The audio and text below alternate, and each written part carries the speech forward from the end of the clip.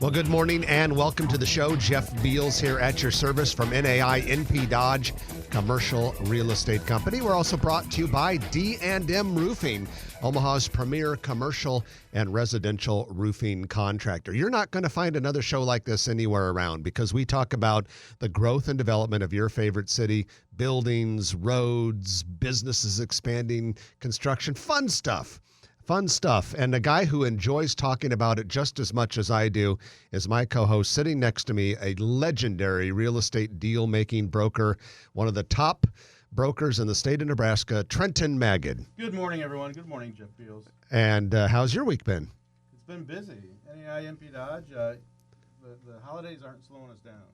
Yeah. Right, Roger, is Trenton's microphone on? I don't think we could hear him on the mic. Grab the other mic there, Trenton. Okay. Good morning, Jeff. Good morning, everyone. Now we can hear you. Yeah, and you said something about the holidays. I was just so concerned about your voice not coming through my headphones. The holidays have not slowed us down at NAI NP Dodge. The office seems to be humming. Amen that. I was traveling over the past week. I did some work down in Oklahoma, and I decided to drive it because it's not a good flight. You know, to go from Omaha to Oklahoma City, there's no directs, and it's not terribly far. So I just drove it. How long did that take you? A while. It took a while, but it was kind of fun. I drove on the way down there. I drove through York, Nebraska, Salina, Kansas, Wichita to Oklahoma City. And then on the way back for variety, I drove through Tulsa, Joplin, and Kansas City. So I kind of did a big circle through the middle part of the country this week. You're hitting all the hot spots. Yeah, but I'll tell you what. Okay, Oklahoma City and Tulsa doing well. Those are good cities, and they're growing, especially Oklahoma City. Oklahoma City's growth rate was faster than Omaha's over the last 10 years, but Omaha was substantially faster than Tulsa's. But I'll tell you, we stack up very well. Those are technically, would you call those Sunbelt cities? Kind of? Sure. Yeah, we stack up very, very well to those places. We probably have more tower cranes, or we will. Definitely are on the verge of having a lot more tower cranes around here, aren't we? Well, let's get into our news of the week, which is brought to you by Eagle Mortgage, eaglemortgagecompany.com. They know mortgages. You can find them in person at 114th and Davenport, or you can find them online at eaglemortgagecompany.com. But Trenton, I got to tell you, I went to the Eagle Mortgage holiday party last night. That's always a highlight of your year. I always enjoy it. There's nothing more fun than hanging out with Holly Schneiderwind and her husband, Todd, who works with us at NP Dodge.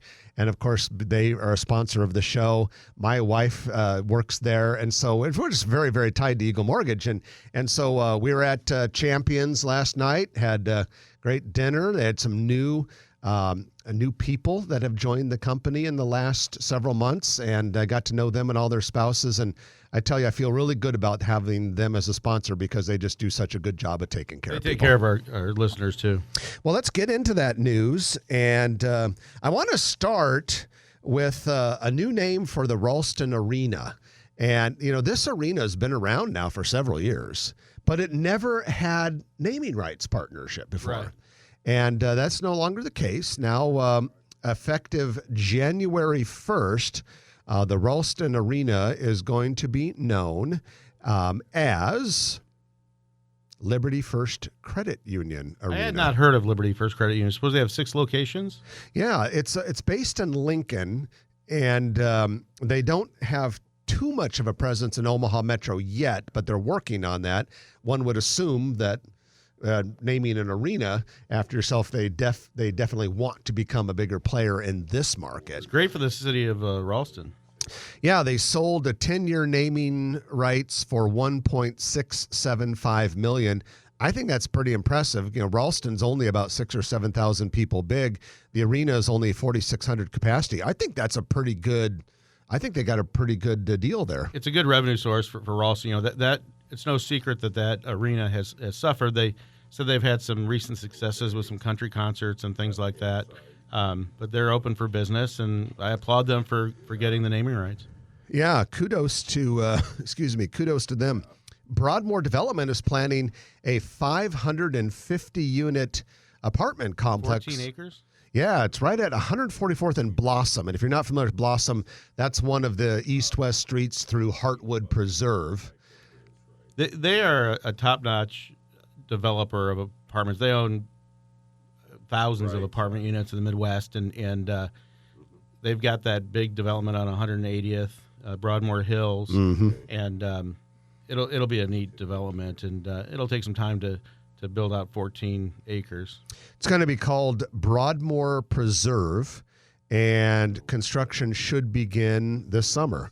So that, if you look at it, the vast majority of the land pieces that make up Heartwood Preserve have either been sold or under contract now. Yeah, that's over 500 acres. They've done well, and the location speaks for itself, and they're getting some top prices on that land. Yeah. Now, of course, there's a jump from selling the lots to actually seeing more buildings coming out of the ground, but you already do have three very nice-looking office buildings on the north side. 2 are done, and one, the Union Bank one, is still under construction. And you got 8 acres of restaurants and retail going up right across from right to the west of the Boys Town Library on 144th. And that should happen. We should see some activity there pretty soon. Right now, and I think you'll see some national restaurants that you haven't seen before in Omaha. Well, and that's a perfect place for them because the demographics are so incredibly good at 144th and Dodge, both in terms of the socioeconomic demographics with income, household income, and all that sort of thing, and the traffic is fantastic there. Absolutely. We have some real estate news from our friends at CoStar, which is a real estate data company. They always give us a little bit of a national perspective that we can share with you. And this week, we're talking about Kroger, the nation's largest grocery store chain. They, among many other brands, have Baker's supermarkets here in Omaha. But Kroger really is growing right now, according to CoStar, debuting another customer fulfillment center, a big one in North Carolina.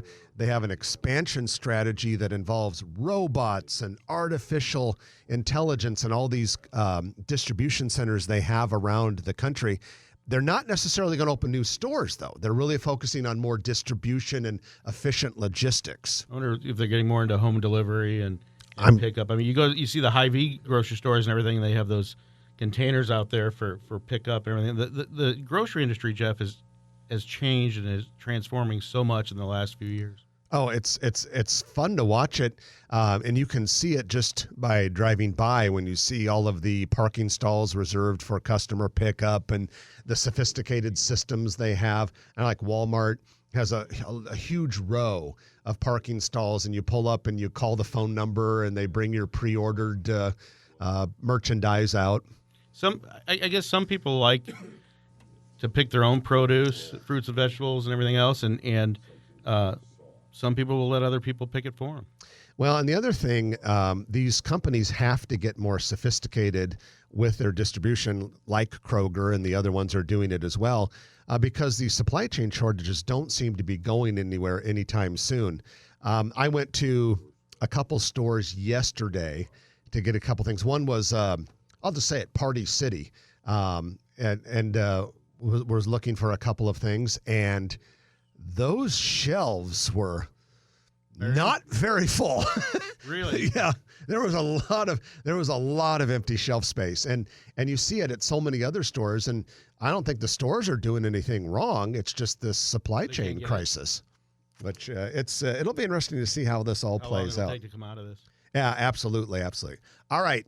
We posted some interesting material on the Grow Omaha Facebook page this week, and that is some fascinating rumors that come from a pretty good source about some substantial commercial real estate development in North Downtown.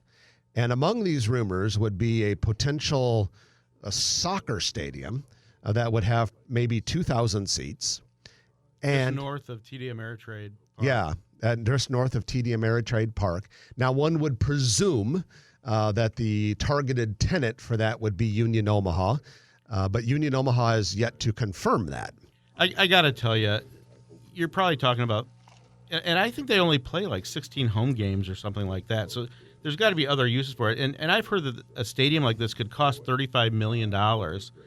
And I have to believe that they'd also come to the city of Omaha, if that's the location, and want significant incentives. That ground is owned by Union Pacific right now. I have a feeling they're looking at multiple locations, and it's still a ways away from picking a location. Yeah, if I had to guess, I would say that Union Omaha is looking at a variety of sites, and if they are going to move into a new soccer stadium, and that this rumor that we receive is about downtown is probably one of the sites, and maybe it's one they're looking at seriously. There's an obvious question, is like, why can't they make a deal with Creighton and play their home games at Morrison Stadium, which is in that the same area. And what I've heard is that Creighton's not interested in that. Yeah, the rumor provider that we have said that exact same thing.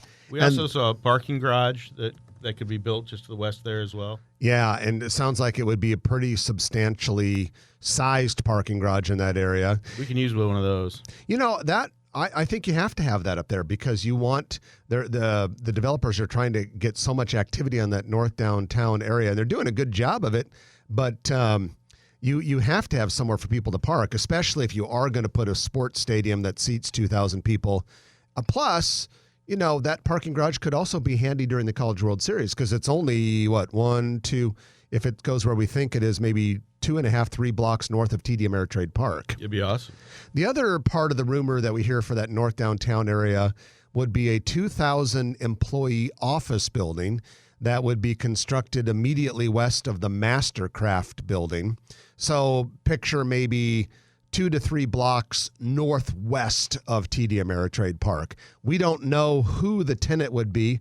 The rumors that we received are that it would be possibly an out-of-town company. It would be great if we had new entrants into the market, but 2,000 employees, that is a big building, and that would be huge for that area. Especially in this day and age where a lot is unknown about how certain companies will go back to offices and if some companies will ever go back to offices. You and I have talked about this at length before, including on this show. It seems like you and I both think most companies will eventually have a lot of their people back in the office, but we doubt that all companies will ever have all of their people in the office. I agree. You'll see a lot of flex time. You'll see a lot of hybrid employees that come and go into the office. So there's a lot going on, and we kind of hinted about this in the past couple of weeks. A lot of other rumors about big things happening downtown. Tall buildings. Possibly tall buildings. And, excuse me, I think a lot of the rumors might have some legs to them. So know this, we're on this, we're sniffing around, we're asking questions, we're turning over rocks. As soon as we can tell you things, we will. But suffice it to say, there are a lot of reasons to be optimistic and excited downtown over the next 5 years. Grow Omaha's on the case. Time will tell. And that is your news of the week, which is brought to you by Eagle Mortgage Company. They do conventional FHA and VA loans. They work hard to make sure their borrowers are informed and supported with knowledge and facts and information, and we recommend that you use them. You can find them online at eaglemortgagecompany.com. Going to take our first break of the hour, and when we come back, we're going to bring on our good friend Stacy Winters. Stacy is the founder and administrator of Omaha Food Lovers, a very popular group on Facebook, and someone who is in the know when it comes to the local restaurant scene. Grow Omaha listeners love restaurant talk, and the next couple segments are going to be a lot of that. You're going to enjoy it. You're listening to Grow Omaha on News Radio 1110 KFAB. And welcome back to the show, Grow Omaha, News Radio 1110 KFAB. We're brought to you by D&M Roofing, Omaha's premier commercial and residential roofing contractor, as well as NAI NP Dodge. I'm Jeff Beals, sitting next to Trenton Magid, your co-hosts. And we're going to talk about restaurants. We've got our good friend with us, Stacy Winters, who is the founder of Omaha Food Lovers Group on Facebook. Good morning, Stacy. Good morning. Thanks for having me. Good to see you. And, we always like to have you on every couple of months just to talk about restaurants. And Trenton and I always say the most popular things we talk about on Grow Omaha are, number one, skyscrapers, but those only happen about once every 20 years. Right. And number two, really good restaurants. We have a lot of those. And you have over 71,000 members on Omaha Food Lovers on Facebook. Everybody, if you haven't joined that, you're missing out. Yep. We're definitely still growing, so it's a good thing. Perfect. Okay, we're figuring out some microphone stuff here, so we're apologize for those little noises that you just heard. Well, Stacy, a couple little things we want to talk about right off the top here. Omaha Food Lovers has a fundraiser that's going on right now. Tell us a little bit about that. Yeah, we've partnered with the food bank for the Heartland. We did this last year, and last year we raised $66,000, which was then matched by ConAgra's campaign last year. So we raised $132,000. We were informed that it's counted for over 200,000 meals for those that were food insecure. So we're doing it again. We've reached out to a lot of different restaurants that are kind of providing gift cards as incentives to donors to make donations. So so far I've got about 500 gift cards from about 180 some restaurants that have put those into the pot. So if you donate through our team, you are eligible for the random drawing for those. So right now, I think we've got about 800 people that have donated and 500 cards. So your chances of winning are pretty good. We're up to $36,000. And you have a goal of $100,000 this year, and I think you're going to surpass that goal. Yeah, I hope so. I think we put out, last year with the $66,000 we made, we had 45,000 members then. Now we have 71,000. So, you'd think we would have a good shot at making that. It's a little slower so far this year, but I encourage everybody, to, if you haven't joined the group, join the group. Or you can just go out to the Food Bank for the Heartland Facebook page, or not Facebook, their website, and you can find our team out there under the virtual fundraiser. And Omaha Food Lovers Group, you've only been around for what, 3-4 years? Almost 2.5. That's it. That's it. Yeah. And think about it, just holistically, you and your team have grown this website, and it is amazing. And one of the things, you have a new app coming out for Omaha Food Lovers. Yeah. Talk about that. Yeah, we do. We'll be hopefully launching it here within a few weeks. I think our goal is by end of the year. We'll see if that happens. As with everything, just certain there are delays, but that's what our goal is. It's free for restaurants to participate, so it will be if a restaurant wants to offer some sort of special or deal to incentivize new people to come in and check out their restaurant, they can put that on the app. And it's obviously kind of a captive audience of users with the app. So it's I think it'll be a good way to get people to check out places maybe they hadn't thought about or hadn't heard about. But that's ultimately the goal. So it's amazing what happens when all of a sudden you talk, whether it's your post or another member's post on Omaha Food Lovers Facebook page, and those restaurants just blow up. Yeah, there's plenty of stories about restaurants that maybe had a downtime during the pandemic, and all of a sudden you see something on Omaha Food Lovers, and they're back. Yeah, there was one this last quarter. I went to Pan Asian Terrace. I hadn't been there for quite a while. And nice guy. Yeah, they're great people. I had the pho. I hadn't had their pho before, and it was out of this world good. So I posted about it, and if it's really good, I would definitely want everybody to know about it. And I put it in the group, and I know I got some thank yous from them, and they were very happy because they were busy at least for the next several days. They were selling out of their pho. So, and it's not uncommon for you to have several hundred comments on a post, which you don't see that on most groups. Yeah, there's a lot of. It's definitely the interaction in the group is really good. The engagement's really, really good. So, Trenton, if you think about it, with 71,000 members on Omaha Food Lovers, that represents 7.1% of all humans that live in the Omaha metropolitan area on one Facebook page.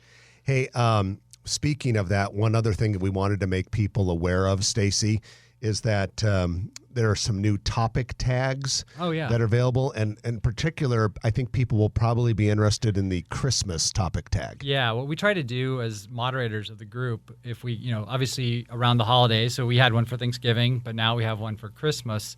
A lot of people are asking, what's open for Christmas Eve or Christmas Day, or Christmas Eve brunch or Christmas Day. Where can I get, a smoked turkey? Where can I get a prime rib? Whatever it is. So if people share those posts to the group, myself and the moderators will add what's called a topic tag. And so that topic tag then makes it easy to find. So if you look up in the group in the featured section, it lists kind of the topic tags that are out there. So we have topic tags for Christmas, we have topic tags for mimosas, we have topic tags for just to make things easier to find, so you can see those posts. They're like Kansas City is one of our topic tags because people are always like, where do I go to Kansas City? So we have 60 posts that have been asked previously on Kansas City that people can easily find. So that's the Christmas one is our current kind of most popular one, just because we're at that time of the season, time of the year, and so we've done that, so it makes it easy to find those places.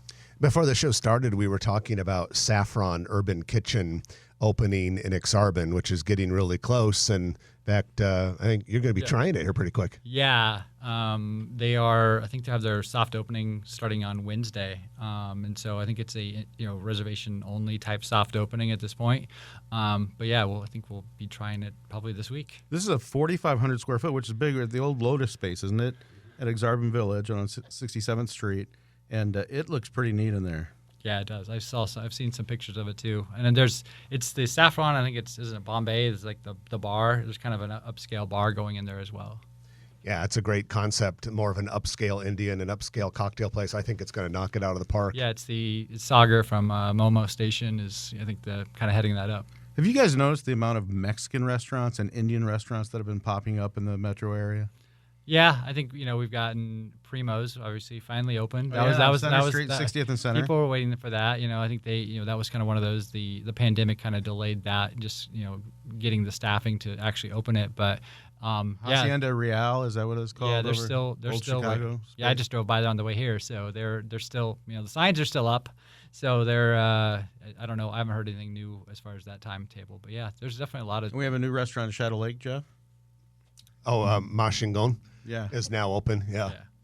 And I think on the last show we talked about they're looking at the Lombardo's location. Is that what? Yeah, they're gonna. Excuse me. They're going to be doing apparently a different concept possibly there. They got control of it, and we thought originally Mashingon, and their PR person said, well, it might be a different concept going to there, but. That's a great spot. So, okay, we're going to take our middle of the show break, but when we come back, we have a lot more restaurant talk that we're going to get into with Stacy Winters, founder of Omaha Food Lovers.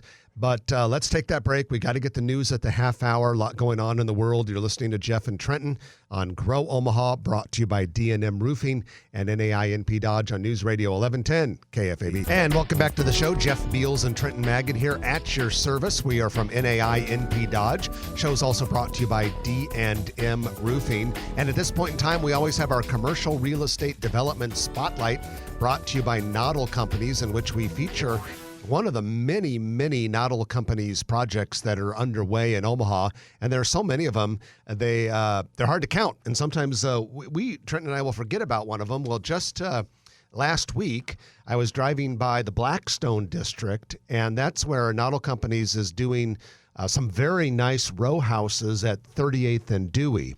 And Trent and I drove by those row houses last week, and my goodness, they're really coming along. And that whole area is just going to explode, because there's a 9-story mixed-use building a couple blocks north of that'll be kicking off this spring. These row houses that Noddle Companies is putting there at 38th and Dewey, really nice, upscale, but yet they kind of blend with the neighborhood and honor the historic mansions that are in that area. So it's going to be really exciting to see how that project plays out. And it's our understanding that those things are going to be pretty nice. If you're in the Blackstone area, though, drive by and check that progress. What I think is neat is Noddle Companies is really getting into residential development, condos and apartments, and they've done stuff at Exarban Village as well. Yeah, and if you want to find out more about them and all of these projects they have underway in Omaha and other states, just go to noddlecompanies.com. That's noddlecompanies.com. All right, Stacy Winters is with us, the founder of Omaha Food Lovers Group, 71,000 members strong. And Stacy, one of the questions I always like to ask you, what are a couple really good places you've been to lately, and what were your impressions? I already mentioned Pan Asian Terrace. I mean, not a new place, but the pho there was incredible. I would say for Thanksgiving time, we got a ice cream pie from Sugar Makery over in Council Bluffs. They actually have a location in Glenwood as well. We got this ice cream pie. It was like a Heath Oreo ice cream crunch with a layer of hot fudge. It was crazy. Crack on a plate. It was so good. Talking dirty. They did inform me they will be releasing their Christmas menu, and they will have an ice cream pie or two on their Christmas menu here today as well. A couple Risen Ramen in Rockbrook. Yeah, if right you're at the front. If you're a ramen fan, and I've got some friends who have kind of been to Japan or from Japan that have said that is in their opinion the most authentic ramen place you can get in Omaha. Very not upscale by any means. It's very it's basic. The food is excellent. They have they're just the ramen, their dumplings or gyoza. A lot of their food is just really, really good. And another one that's very much under the radar that probably not a lot of people have heard of is called La Sierra. I think what's cool about Omaha and the restaurant scene is all the different areas, different types of cuisine, right? So it's Mexican, but it's a specific state of Mexico. It's Durango Mexican food. And so it's a very simple menu offering, basically burritos, gorditas, and plates. So you choose your filling, and then you get to, choose if you want a gordita or a burrito. And these are smaller, so you order like 3 or 4 of them per person. So it's not like a big old massive burrito. What's the location? It's down on 10th Street, kind of next door to Olson Bake Shop, Cassio's. So right in that neighborhood. But the tortillas are being made basically fresh to order. So we went there, and it takes a little bit longer because they're literally rolling them out and making your tortillas as you order. So those are a couple I guess that I would put up there right now. And then you and I ran into each other at the grand opening party for Crisp and Green, which is a new entrance to the market, 80th and Dodge. I was fortunate to represent them, and it's a healthy concept. It's signature salads, bowls, grain bowls, and smoothies. Mm-hmm. And this is kind of over by Jimmy's Egg, where the Cox Communications facility is, and they've got a drive-through, and I think they're going to crush them. What'd you think of that? Yeah, I enjoyed it. It was one of those meals where I didn't feel guilty about having it. It wasn't a cheap meal, I guess is what what I would say. It was I didn't feel overly stuffed when I got done, but I felt like full. I had the I forget the name of the Fiesta Bowl, I think is what it was called. It was really good. I had a Greek salad there, and there's so few offerings for healthy salads, and especially with this drive-through, I think I run out of places. If I'm by myself and I want a quick lunch or something like that, I think Crisp and Green will fill that void. Yeah, they're already starting their second location out in Elkhorn, just off 204th. Kind of everyone knows where Dairy Chef is at, just south of where Dairy Chef is at there. It's an old bank building. Yeah, and I did that deal as well, and it's they'll have a drive-through there as well. That'll be a good location. Okay, so we always like to put you on the spot, Stacy. Where'd you go to dinner last night, and where are you going to dinner tonight? So last night I went to the Galley, which is a carry-out only restaurant. You can carry it out, or they will bring it to you next door to the Elbow Room. It's down on like 50th and Center, somewhere around. I don't know the exact coordinates. Something it's 48th, 50th, something in Center. But they're doing some really good. They have like Italian beef sandwiches, French dips. They do what's called Euro rolls or pepperoni rolls. Yeah. They have a pretty eclectic menu. They offer pizza. So that was the choice last night, and tonight is prime rib at Buck's out in Venice. Kind of between Omaha and Wahoo, or I guess kind of out in that Utan area. So a little concert going on out there tonight that I was planning to attend with some friends. So that will be dinner tonight. So if you want to meet Stacy, go to Buck's. It's sold out tonight. The show is, so that's a good thing. Okay, and then what about any restaurant rumors that might be floating around right now? I have several that I can't disclose yet. I've asked for permission, but I can't really say about a couple of them. But the one I did hear a rumor about was that Guy Fieri is planning to open a restaurant in the Harrah's Casino this next summer. So, and that's the star behind, was it Restaurant Dives? Diners, Drive-Ins, and Dives. The guy with the weird hair, right? That guy? Yeah. Yeah. I mean, I would credit, honestly, like the show Diners, Drive-Ins, and Dives is probably what, more than anything, kind of spurred my interest in, like watching those shows. And like when I travel, it's, it's about finding those kind of like gems that are out there. So I still watch that show religiously every Friday night. And he came to Omaha and highlighted some Big Mama's Kitchen and a couple others, I remember. Yeah, we definitely need to get him back to Omaha, because since that, that's like been 11 years, 12 years since he's been in Omaha. He needs to come back here. Yeah, or you could make the argument we're a completely different culinary scene than we were. It's way better. I mean, it's so much better. And then we were talking about Gather, the restaurant in the old market. I confess I have not yet been there. I want to. I can't wait to go. I just haven't had the chance yet. But apparently the room they have in the basement where they grow their own vegetables and herbs is becoming really popular. Yeah, I mean, every post you see about Gather, right? You take the tour of the hydroponics room that they're doing downstairs, but they are also they're supplying produce now out of that area as well to other businesses. And that's a restaurant that has a sister restaurant originally, Jackson Hole. Yeah, exactly. It's been very, very popular. I still have not made it down there yet either, but that's definitely on my short list. Yeah, we got to get down there. Now, Trenton, Amy and you tried the new Cumbia restaurant on 16th Street. What did you think about that?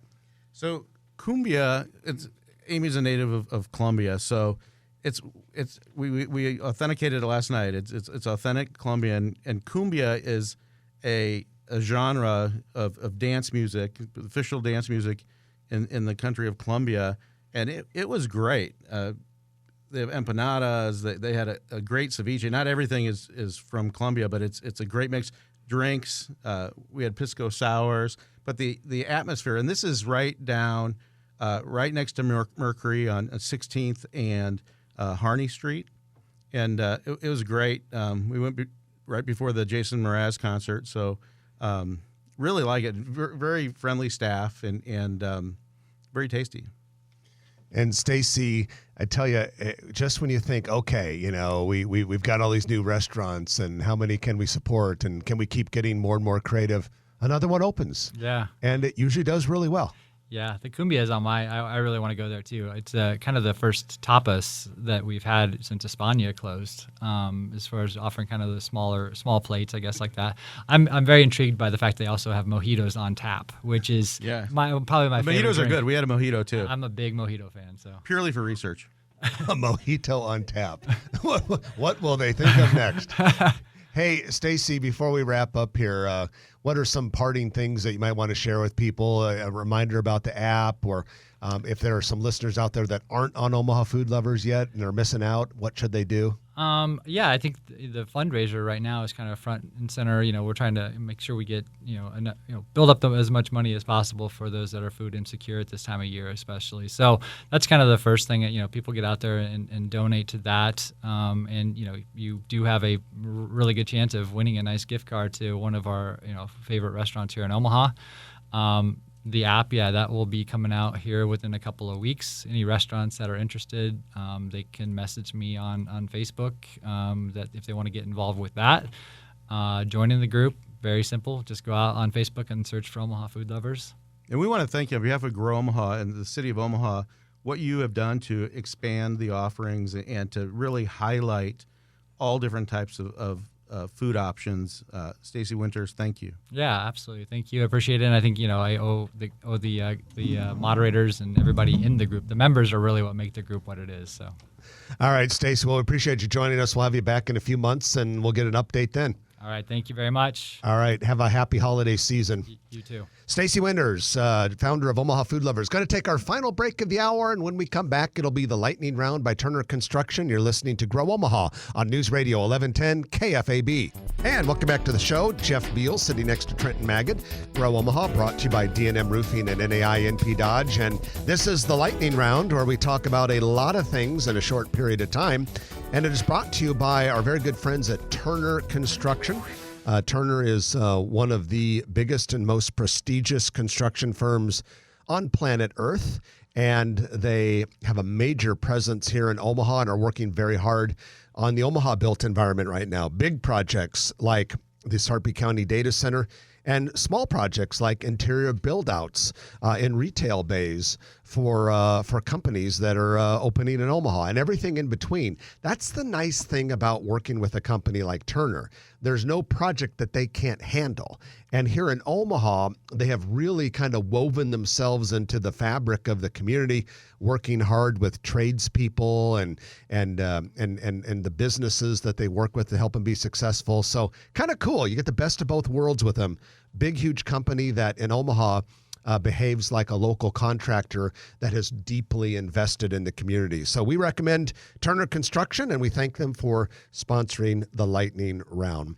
So, we talked about restaurants with Stacy, Trenton, and if I look at on the list for the Lightning Round, it's a lot more restaurant talk. We'll bring them on. So I guess this is just, today's show is intended to make people starving hungry, but Sebastian Southern Crab is now open. Okay, that's over by Westroads, just to the east of Westroads. Yeah, it's in the Clock Tower Village. It's the space that at one time was J.C. Mandarin, which was a good, solid Chinese place that I used to like to go to for lunch.